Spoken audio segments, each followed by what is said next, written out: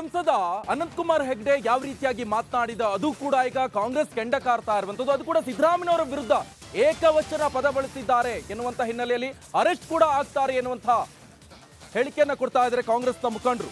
Arrest ಆಗ್ತಾರ ಹಾಗಾದ್ರೆ ಸಂಸದ ಅನಂತಕುಮಾರ್ ಹೆಗ್ಡೆ ಎನ್ನುವಂತ ಪ್ರಶ್ನೆ. ಅನಂತಕುಮಾರ್ ಹೆಗ್ಡೆಯನ್ನ ಬಂಧಿಸಬೇಡಿ ಅಂತ ಹೇಳಲ್ಲ. ಬೆಂಗಳೂರಿನಲ್ಲಿ ಗೃಹ ಸಚಿವ ಡಾಕ್ಟರ್ ಜಿ ಪರಮೇಶ್ವರ್ ಹೇಳಿಕೆ ಇದು. ಹಾವೇರಿ ಗ್ಯಾಂಗ್ ರೇಪ್ ಪ್ರಕರಣ SITಗೆ ನೀಡೋ ವಿಚಾರ, ಅದ್ರ ಬಗ್ಗೆನೂ ಕೂಡ ಸ್ಪಷ್ಟನೆಯನ್ನು ಕೊಟ್ಟಿದ್ದಾರೆ. ಬಿಜೆಪಿಯವರು ಹೇಳಿದ ಹಾಗೆ ನಾವೇನ್ ಮಾಡೋಕ್ಕಾಗತ್ತಾ ಅಂತ ಗೃಹ ಸಚಿವರು ಪರಮೇಶ್ವರ್ ಪ್ರಶ್ನೆ ಮಾಡ್ತಿದ್ದಾರೆ. ಹಾಗಾದ್ರೆ ಗೃಹ ಸಚಿವ ಡಾಕ್ಟರ್ ಜಿ ಪರಮೇಶ್ವರ್ ಏನ್ ಹೇಳಿದ್ದಾರೆ ಬನ್ನಿ ನೋಡ್ಕೊಂಡು ಬರೋಣ. ಮೋಟಲ್ಲಿ ಈಗಾಗಲೇ FIR ಹಾಕಿದ್ದಾರೆ.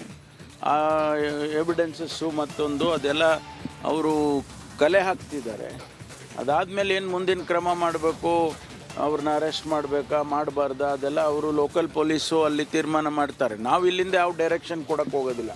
ಅವ್ರನ್ನ ಅರೆಸ್ಟ್ ಮಾಡಿ ಅವ್ರನ್ನ ಬಿಟ್ಬಿಡಿ ಅಂಥೇಳಿ ನಾನು ಯಾವತ್ತೂ ಕೂಡ ಯಾರಿಗೂ ಹೇಳಿಲ್ಲ, ಹೇಳೋದು ಇಲ್ಲ.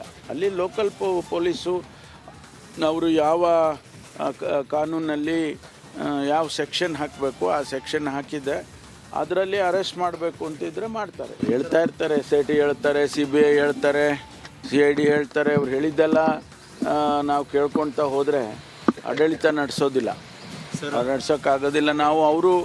ನಾವು ಹೇಳಿದಾಗ ಅವ್ರು ಕೇಳಿದ್ರ? ನಾವು ಅನೇಕ ಸಾರಿ ನಾವು ವಿರೋಧ ಪಕ್ಷದಲ್ಲಿದ್ದಾಗ ನಾವು ಹೇಳಿದ್ವಪ್ಪ ಹಿಂಗೆ ಮಾಡಿ ಹಂಗೆ ಮಾಡಿ ಅಂತ. ನಮ್ಮನ್ನು ಕೇಳಿ ಏನು ಆಡಳಿತ ಮಾಡ್ತಾಯಿದ್ರು ಅವರು? ನಾವು ಈ ರಾಜ್ಯದ ಜನರಿಗೇನು ಮಾತು ಕೊಟ್ಟಿದ್ದೇವೆ, ಒಂದು ಒಳ್ಳೆಯ ಆಡಳಿತ ಕೊಡ್ತೇವೆ. ಸುಮ್ಮನೆ ಅದಕ್ಕೆಲ್ಲ ನಾನು ಪ್ರತಿಕ್ರಿಯೆ ಮಾಡೋದಿಲ್ಲ. ಈಗ ನಾನು ಮೊದಲೇ ಹೇಳಿದ್ದೇನೆ, AICC ಅಧ್ಯಕ್ಷರು ಹೇಳಿದ ಮೇಲೆ ಅದು ಅಲ್ಲಿಗೆ ಅಂತಿಮ. ಯಾರೇನೇ ಹೇಳಿಕೆ ಕೊಟ್ಟರು ಅದಕ್ಕೇನು ಅರ್ಥ ಬರೋದಿಲ್ಲ, ಅಪ್ರಸ್ತುತ. ಅವರು ಹೇಳಿಕೆ, ಅಧ್ಯಕ್ಷರ ಹೇಳಿಕೆ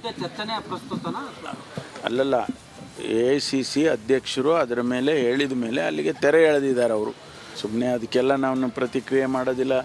ಈಗ ನಾನು ಮೊದಲೇ ಹೇಳಿದ್ದೇನೆ, AICC ಅಧ್ಯಕ್ಷರು ಹೇಳಿದ ಮೇಲೆ ಅದು ಅಲ್ಲಿಗೆ ಅಂತಿಮ. ಯಾರೇನೇ ಹೇಳಿಕೆ ಕೊಟ್ಟರು ಅದಕ್ಕೇನು ಅರ್ಥ ಬರೋದಿಲ್ಲ,